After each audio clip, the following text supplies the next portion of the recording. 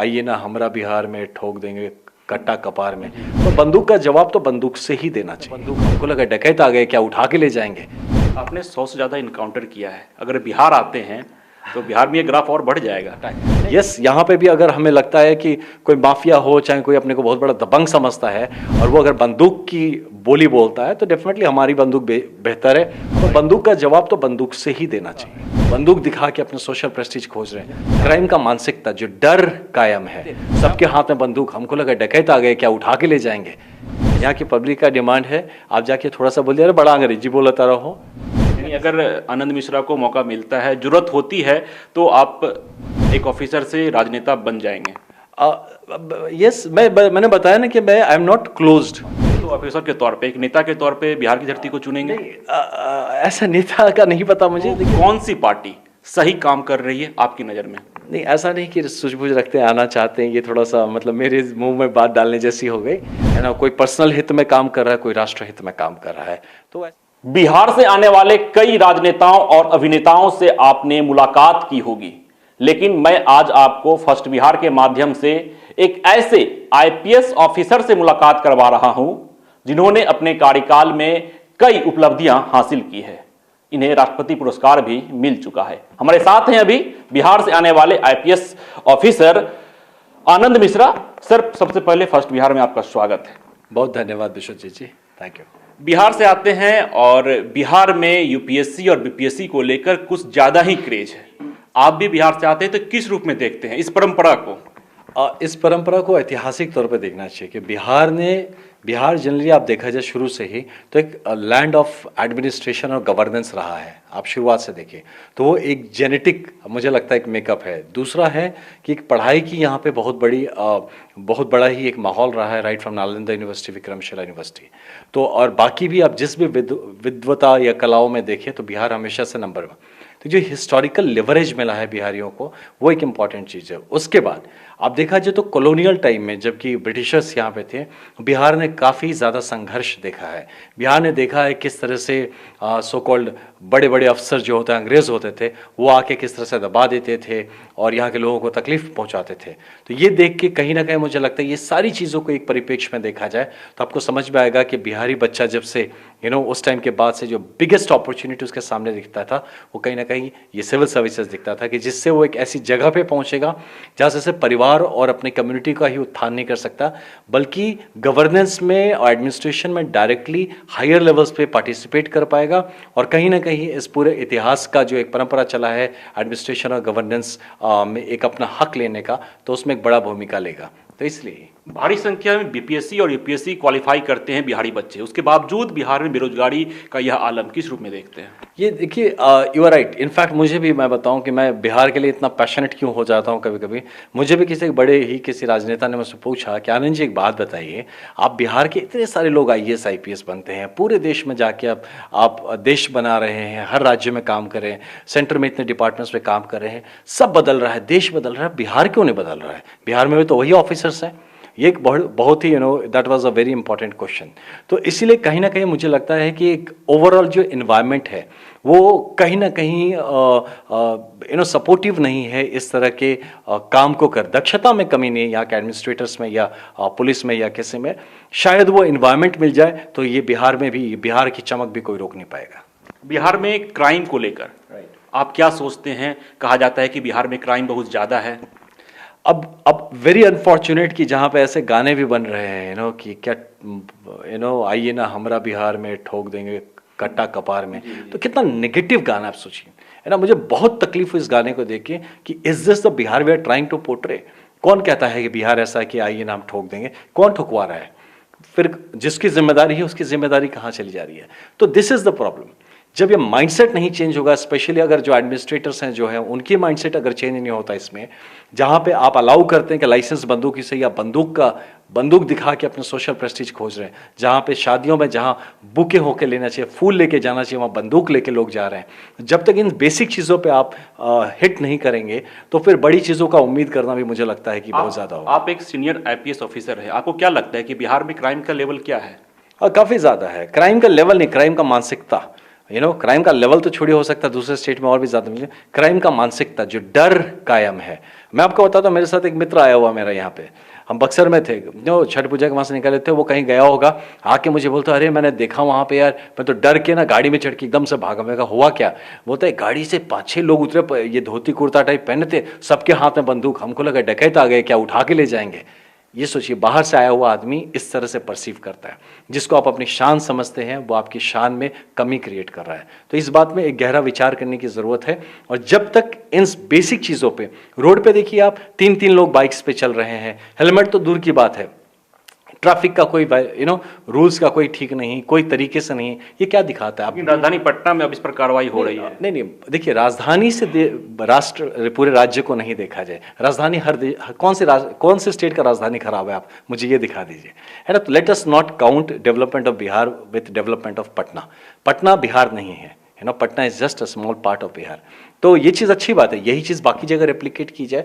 I am not saying कि law and order खराब या कुछ भी खराब है, मैं ये कह रहा हूँ कि मानसिकता क्यों नहीं आ रही है लोगों में। कहीं ना कहीं उनको लगता है कि कानून का जो इन्फोर्समेंट है कमज़ोर है, यही लग रहा है, तभी तो हिम्मत हो रही है ना, कहीं किसी को गोली मार दे रहा है, कोई किसी पे गाड़ी चढ़ा दे रहा है, कहीं किसी जो मर्जी कोई कुछ कर रहा है, तो ये हिम्मत कहाँ से आ रही है? तो इसके लिए मेरा प्रॉब्लम वहाँ है कि एज अ बिहारी, मैं यहाँ पुलिस ऑफिसर कम, मैं यहाँ का बेटा होने के नाते, मेरा परिवार रहता है यहाँ पे, मुझे अनकंफर्टेबल महसूस होता है। मैं वहाँ पे इतना लॉ एंड ऑर्डर व्यवस्था में काम कर रहा हूँ, सब बराबर मेंटेन कर रहा हूँ, यहाँ मेरा परिवार क्या सुरक्षित है, ये मेरे लिए खुद के लिए बहुत बड़ा। इसी पर एक सवाल लेना चाहूँगा, आप आसाम में कार्यरत हैं, वहाँ बीजेपी की सरकार है, यहाँ महागठबंधन की सरकार है, किस रूप में देखते हैं दोनों सरकार को?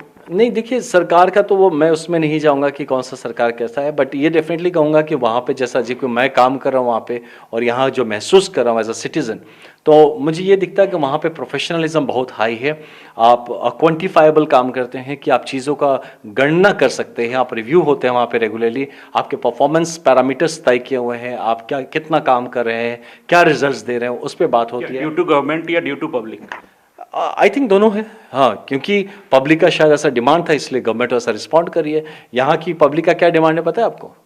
यहाँ की पब्लिक का डिमांड है, आप जाके थोड़ा सा बोलिए अरे बड़ा अंग्रेजी बोलता रहो, क्या चाहिए आपको, मतलब यू डोंट वांट अंग्रेजी, आपको नहीं सीखना है? अरे बहुत बड़ा बनाता रहे, अरे बहुत बड़ा नहीं बनते तो क्या बनते भाई? अरे बहुत कर कुछ नहीं रहे, ऐसे ही दिखा रहे हैं भाई, ऐसे कैसे? ये जो नेगेटिव माइंडसेट है ना, इट हैज़ टू गो, क्योंकि ये जब तक नहीं होगा, हर चीज़ में क्रिटिसिज्म, हर चीज़ में नेगेटिविटी, हर चीज़ में ऐसे टॉपिक्स उठाना जो कि is nowhere going to help development of Bihar, तो ये फिर तो इट्स वेरी अनफॉर्चुनेट कि कुछ लोग हैं जो नैरेटिव सेट कर रहे हैं। अगर आनंद मिश्रा को बिहार में काम करने का मौका मिलता है तो बिहार में क्या बदलाव देखना चाहेंगे, क्या करना चाहेंगे? Professional administration. Professional means go by rules, और आप फीडबैक, जनहित जन सेवार्थ जो है, पब्लिक इंटरेस्ट सर्वोपरि होना चाहिए, किसी का पर्सनल इंटरेस्ट सर्वोपरि नहीं होना चाहिए, पब्लिक इंटरेस्ट सर्वोपरि होना चाहिए, प्रोफेशनल आपका अप्रोच होना चाहिए। जो गुड गवर्नेंस का बेसिक प्रिंसिपल है, ये सर्विस एट डोर स्टेप, ये चीज़ होना चाहिए। सिर्फ सेफ्टी होना इंपॉर्टेंट नहीं है, सिर्फ डेवलपमेंट होना इंपॉर्टेंट नहीं है, वो महसूस भी होना चाहिए उस लास्ट मैन जो वहाँ पे खड़ा है। तो ये मैं तो यही चाहूँगा कि इस तरह से हो कि अगर डेवलपमेंट परकुलेट होता है, अगर सेफ्टी सिक्योरिटी परकुलेट होता है, वो महसूस भी होना चाहिए, सिर्फ कहने वाली बात नहीं होनी चाहिए। आपने 100 से ज़्यादा इनकाउंटर किया है, अगर बिहार आते हैं तो बिहार में ये ग्राफ और बढ़ जाएगा?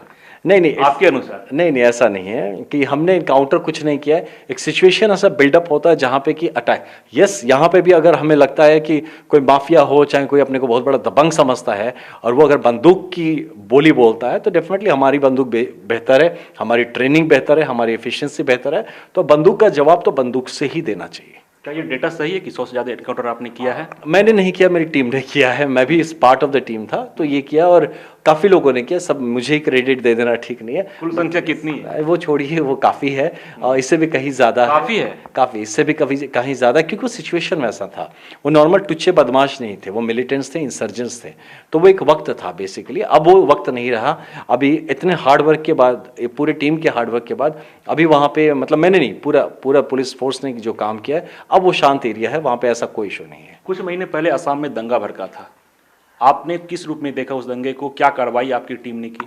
नहीं, ऐसा कुछ दंगा तो देखिए छोटे छोटे होता है, ऐसा दंगा नहीं, वो जो आप शायद का या एनआरसी वाली बात करें, तो आपको देखने की बात है, समझने की बात है, वो दंगा पूरे देश में भड़का था, वहाँ से हो सकता है थोड़ा सा चिंगारी निकला था, सबसे पहले कंट्रोल भी असम में हुआ था, वो कैसे हुआ था आप सोचने की बात है। इतना बड़ा पब्लिक अपीवल, इतने जहां balance of strong handed balance जो कहते हैं ना कि आपका एक तरफ स्ट्रॉन्ग हैंड है और दूसरी तरफ कानून का बैलेंस है, इसको जो मिला के काम किया गया, अमेजिंग वर्क। मैं खुद वहां पे जिले में एसपी था, मैंने खुद देखा है उस चीज को कि वो दंगा दिखा था कि दंगा जैसा भड़का था, बट वो सून कंट्रोल, और कहीं एक सिंगल पुलिस की कोई कैजुअलिटी या कोई बहुत बड़ा जानो माल का नुकसान जैसे बाकी कुछ राज्यों में सुनने को मिला था, उस लेवल का वैसा नुकसान वहां पे नहीं हुआ था।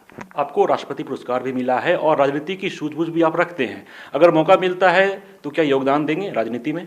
अगर ज़रूरत होता है, मौका तो अलग बात है, अगर ज़रूरत होता है, मुझे लगता है कि मेरी सर्विस की ज़रूरत है और मुझे कोई इसका मार्गदर्शन मिलता है किसी तरह से, तो किसी भी देश हित में काम करने के लिए मैं पीछे तो नहीं हटूंगा। सिपाही हूँ, जहाँ पे काम करने का मौका मिलेगा वहाँ काम करूँगा। कहाँ का चुनाव करेंगे? ये चुनाव तो मैं क्या करूंगा, अभी जहाँ पे भी लगे कि मेरी सर्विस ऑल इंडिया सर्विस का अफसर हूँ, मैं देश में कहीं भी काम कर सकता हूँ। वो तो ऑफिसर के तौर पे, एक नेता के तौर पे बिहार की धरती को चुनेंगे? ऐसा नेता का नहीं पता मुझे, लेकिन देखिए काम करने के लिए मैं एज एन ऑफिसर भी अगर मुझे काम करने को कहा जाए तो मैं डेफिनेटली बिहार की धरती चुनना चाहूंगा।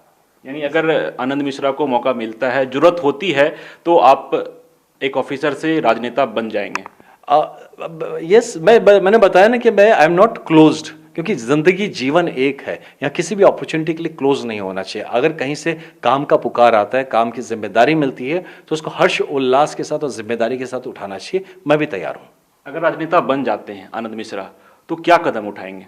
मैंने जो अभी कहा थोड़ी देर पहले, वो सब कुछ होना चाहिए। अगर ऐसा कभी होता, मौका मिले कभी भी, तो मैं इंश्योर करूंगा कि वो लास्ट मैन तक, जो इंसान लास्ट मैन है ग्राउंड पे, उसको महसूस होना चाहिए कि सरकार उसके लिए है, गवर्नमेंट उसके लिए है, उसका प्रतिनिधि उसके लिए है। उसकी बात को ऊपर ले जाना जरूरी है, ना कि मेरी बात उसके ऊपर थोप देना। राजनीति सूझबूझ रखते हैं, आना भी चाहते हैं राजनीति में, तो कौन सी पार्टी सही काम कर रही है आपकी नज़र में?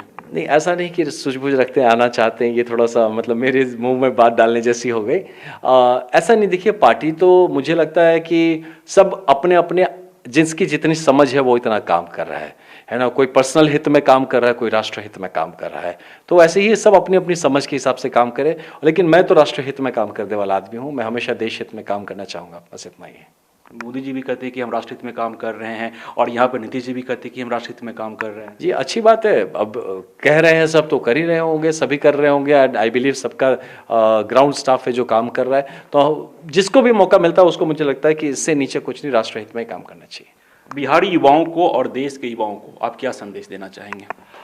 मैं यही कहूँगा, देखिए एक जीवन है, उसको श्रेष्ठ जीवन बनाना चाहिए और ट्रांसपेरेंसी जीवन में रखना चाहिए। कहीं मन में कुछ और, चेहरे पे कुछ और, काम में कुछ और, ये नहीं होना चाहिए। आप एक ही बार आपको मौका मिलेगा, जब मौका मिले वही आपका पल होता है, उसमें कभी पीछे नहीं हटना चाहिए। और जो चीज़ ठान ली, जिस चीज़ के लिए निकल लें, तो या तो जीत होगी और या तो मौत होगी, बीच का कोई भी रास्ते पे रुकना नहीं चाहिए। बहुत बहुत शुक्रिया। तो हमारे साथ थे अभी आनंद मिश्रा, सीनियर आईपीएस ऑफिसर हैं, और इन्होंने हमारे तमाम सवाल का बहुत ही बारीकी से और सटीक तरीका से जवाब दिया है। अपने सहयोगी शेखर घोष के साथ विश्वजीत आनंद, फर्स्ट बिहार, पटना। ये लो, मुंह मीठा करो। आज मैंने अपना जॉब छोड़ दिया, अब हम पूर्णिया वापस जाएंगे। जॉब छोड़ दिया है? मतलब ये घर कैसे चलेगा? हम करेंगे क्या? और माँ बाबूजी क्या बोलेंगे? इसलिए मैं एक और मिठाई का डब्बा लाया। अपने बिजनेस के लिए लोन अप्रूव हो गया। अरे लोन अप्रूव हो गया वो तो ठीक है, लेकिन पूर्णिया में हम रहेंगे कहाँ? अपना घर भी तो नहीं है वहाँ। इसलिए तो एक और मिठाई का डब्बा अलग से लाया हूँ। हमने पूर्णिया में घर ले लिया है, पूर्णिया के ई होम्स पैनोरमा में। पूर्णिया में पैनोरमा ग्रुप लेकर आए हैं ई होम्स पैनोरमा। बड़ा घर, आलीशान जिंदगी और अत्याधुनिक सुविधाओं के संग। अरे अब क्यों मुंह मीठा करवा रही हो? क्योंकि हम घर वापसी जो कर रहे हैं। घर वापसी की खुशी पूर्णिया में ई होम्स पैनोरमा के संग। E homes panorama, luxurious lifestyle redefined.